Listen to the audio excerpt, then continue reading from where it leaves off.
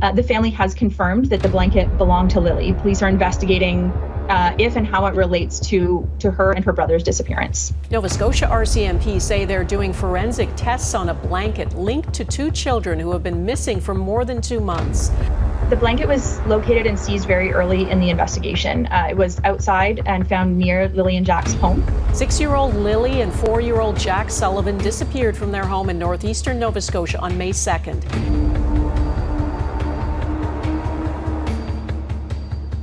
It was the detail that reignited hope and then raised chilling questions. A pink blanket, found lying on Lansdowne Road just days after 6-year-old Lilly Sullivan and her 4-year-old brother Jack disappeared. A blanket that the family confirmed was hers. At first, it felt like progress, a sign, something to hold on to. But what if that pink blanket wasn't the key to finding them? What if it was a trap? What if it was left there on purpose, to convince us of a story that isn't true? The RCMP called it a clue, but they've never explained how it ended up in a place searchers had already scoured.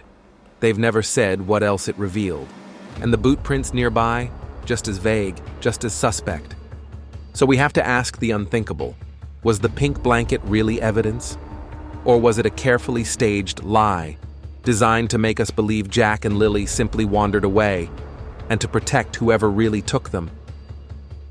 Tonight, we unravel the theories. We question the narrative, and we shine a light on the possibility no one wants to admit, that everything we think we know about this case might be wrong. This is True Child Cases, and this is the story of the Pink Blanket Mystery. Part 1. The Pink Blanket, a clue or a decoy? It has been nearly 3 months since 6-year-old Lilly Sullivan and her 4-year-old brother Jack vanished from their rural home in Lansdowne Station, Nova Scotia. On the morning of May 2nd, a 911 call reported the children missing, triggering one of the largest search operations in the province's history. Hundreds of officers, volunteers, dogs, helicopters, all scouring the woods, the fields, the streams around their property. But as the hours turned into days, the days into weeks, hope began to dim.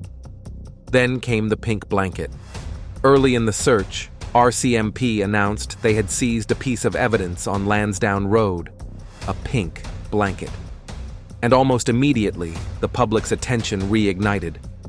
Was this the break investigators had been waiting for? Family members confirmed it. Yes, the blanket belonged to Lilly. It was hers. But no one could say when or how it ended up there, on a road outside the property, in a place that, reportedly, had already been searched. The RCMP spokesperson was careful in her words. Police are investigating if and how it relates to her and her brother's disappearance. But that's the question, isn't it? If the blanket is connected, it may be the first real thread investigators have. A tangible link between Lilly and wherever she and Jack went that morning. But if it's not, then what is it? Just a forgotten scrap of fabric dropped days before? Or something far more sinister? Could someone have placed it there on purpose? As a cruel trick? As a decoy to mislead searchers and buy time for whoever took them? Let's consider what we know. First, the family confirmed it was Lilly's blanket. So, unless someone somehow planted an identical one, it's hers. But what does that tell us? The RCMP hasn't said whether they found any DNA, footprints, fibers, or other forensic evidence on or near the blanket. We don't know if it was dirty, wet, torn. We don't know if it looked like it had been there for hours, days, or weeks. We only know that it was found. And the timing raises questions. Why didn't searchers find it on day 1? Or day 2? Why did it appear only after days of public pressure for answers? Could someone, maybe even someone close to the children, have planted it later to support the idea that they wandered off? To shift suspicion away from other possibilities? Like an abduction? Because here's another fact. The RCMP has not closed any doors. They've said they're investigating all avenues, including the possibility the children are still alive. But what does it mean when your first and only major piece of evidence is found in a place that had already been combed? And what does it mean for the two children at the center of this tragedy? Two innocent lives whose rights to safety and protection were already violated the moment they disappeared. Because at its core, this is not just a story about a blanket. This is a story about two children, about every child, everywhere, who deserves to be safe in their own home, their own yard, their own neighborhood. The pink blanket, whether it's real evidence or a deliberate decoy, is a symbol of how fragile that safety really is. And it's a reminder of how easily it can be stolen. We cannot allow our concern to fade just because weeks have passed, just because the story no longer dominates headlines. We cannot abandon Jack and Lilly. We cannot stop demanding answers, because every day that passes, the trail grows colder. Every day that passes, the children are farther away. And every day that passes, those who hurt them, if someone did, have more time to cover their tracks. So here's the question. Do you believe the blanket is a clue or a cruel trick? Do you trust the RCMP to tell you the difference? Or do you believe we, as a community, have a responsibility to keep questioning, to keep watching, to keep fighting for the truth? Because that's what Jack and Lilly deserve. That's what every child deserves. If you agree that we can't stop asking questions, please share this story. Leave your thoughts in the comments below, and don't forget to subscribe, because we're just getting started. Coming up in the next part, the boot prints, the strange trail that led nowhere, and what it might reveal about what really happened that morning. Part 2, boot prints, the trail that led nowhere. When RCMP revealed that they had found 2 boot prints during their early search, one in the driveway of the Sullivan property and another on a nearby pipeline trail, there was a moment of collective hope. Finally, another clue. In cases like this, any trace is precious. Boot prints can tell you where someone went, how fast they moved, even what they were carrying. At least they should. But here's the strange thing. Weeks later, those boot prints have led absolutely nowhere. The RCMP has refused to confirm if the prints matched Jack or Lily's shoes. They've refused to say what size they were, or even what direction they pointed. Why? If the prints belonged to the children, that would support the theory that they wandered off, an explanation that has so far been convenient for everyone involved. But if the prints didn't match the children's boots, then whose were they? That's the question no one seems willing to answer. Let's break this down. We know the prints were found early during the initial ground search. We also know the children were reportedly wearing shoes when they disappeared. So logically, there should have been more than 2 boot prints. There should have been a trail, a clear, visible path leading deeper into the woods. But no such trail has ever been described. Instead, there were just 2 lonely prints, one near the driveway, one on the trail, as if someone wanted to leave a hint, but not too much. And that's exactly what makes them suspicious. If these children really wandered off, there would have been dozens of steps, crisscrossing paths, signs of panic or confusion, not 2 perfectly placed prints in separate spots. Could it be that someone staged them? Think about it. All it would take is a pair of child-sized boots and a few minutes alone outside. Someone could plant footprints that fit the story they wanted everyone to believe, that these were just innocent kids who strayed too far from home. Because the alternative, that they were abducted, is harder to accept, harder to solve, and much harder to explain. Even more unsettling is the fact that RCMP has stayed quiet about the prints ever since. Are they afraid to admit that the prints don't match? Are they worried about fueling suspicion of foul play? Or do they already know the truth and just aren't saying it yet? Some experts have even suggested the prints might not have been made by a child at all, but by someone pretending to be one. It wouldn't be the first time a kidnapper tried to throw investigators off with fake evidence. And if that's the case here, then every day spent following this false trail has been another day wasted. And Jack and Lilly don't have time to waste. What's also troubling is the complete lack of detail from investigators. Were the prints fresh? Were they made in mud or dust? Were they partially smudged? Were they heading toward the woods? or coming back from them? We don't know. We don't know because no one is telling us, and that silence only feeds doubt. If the RCMP really believed these prints proved the children walked away, wouldn't they say so? Wouldn't they show us the path and tell us they were doing everything to follow it? Instead, we get the same line over and over. All avenues are being investigated. And yet, no progress. If you connect the dots, the pink blanket and these boot prints, you begin to see a troubling pattern. Two pieces of evidence that both suggest the children left on their own, but neither of which actually explains how they vanished. What are the odds of two children leaving home in broad daylight, walking into the woods and leaving behind just a blanket and two footprints, and nothing else? It doesn't add up, unless it was meant to. And that's why we must keep asking. Were these boot prints truly made by little Jack or Lily, or by someone who wanted everyone to believe they were? If you believe these boot prints could hold the truth, or hide it, tell us what you think in the comments. Share this story and subscribe so you won't miss what comes next. Together, we can keep the pressure on for real answers. And in part 3, a staged scene, Theories of a Cover-Up, will examine the possibility that all of this, the blanket, the boot prints, and even the narrative of wandering children, was carefully staged to mislead investigators and protect someone hiding in plain sight. Don't miss it. All of this, the blanket,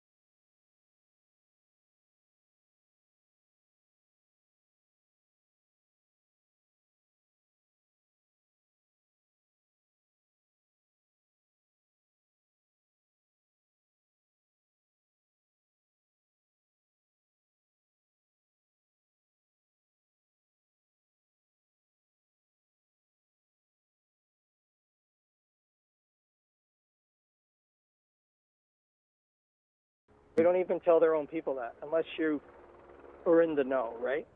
Unless it's like you're in that.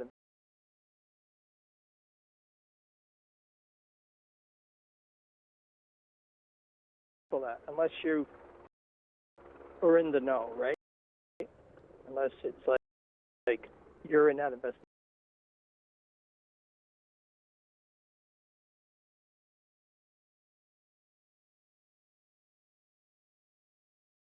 Or in the know, right? Unless it's like you're in that investigation.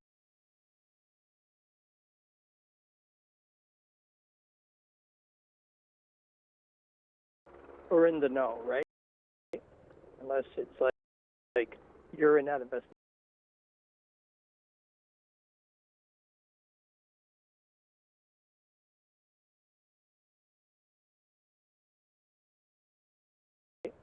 unless it's like you're in that investigation.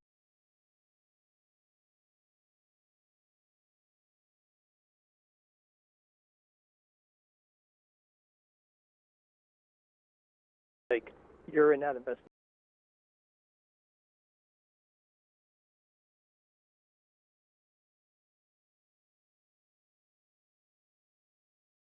Like you're in that investigation.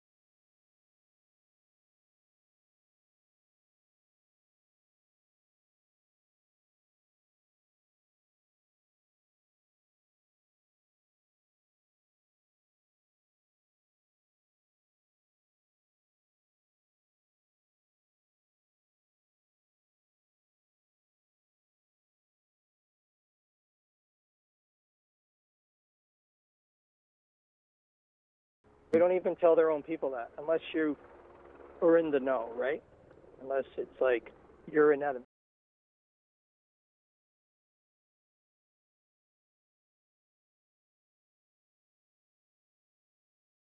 They don't even tell their own people unless it's like you're in that investigation.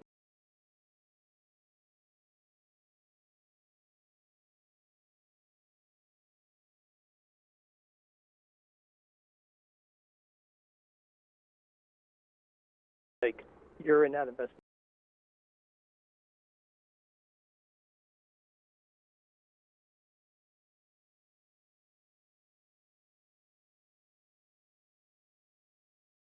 Like you're in that investigation.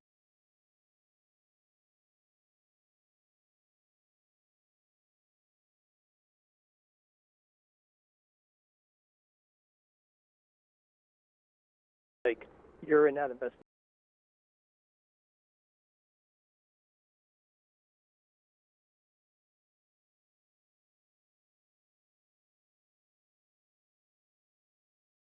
Like you're in that investigation.